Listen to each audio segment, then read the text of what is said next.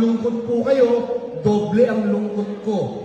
At sisiguruhin ko, ilang araw mula ngayon, maririnig nyo ulit yung tinig ko dun sa Senado dahil may tatamaan ho sa lahat ng nangyayaring ito.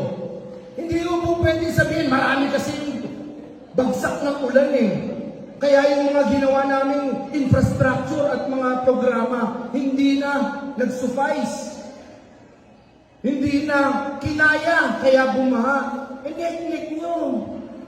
Trabaho nyo yan eh. For example, ang DPWH.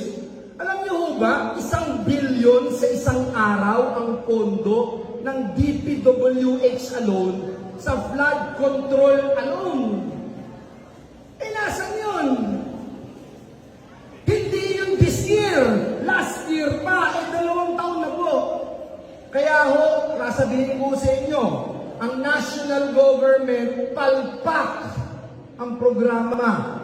Kaya kung naiinis kayo, mas naiinis po ako at sisingilin po natin sila. Hindi po pwedeng ganito.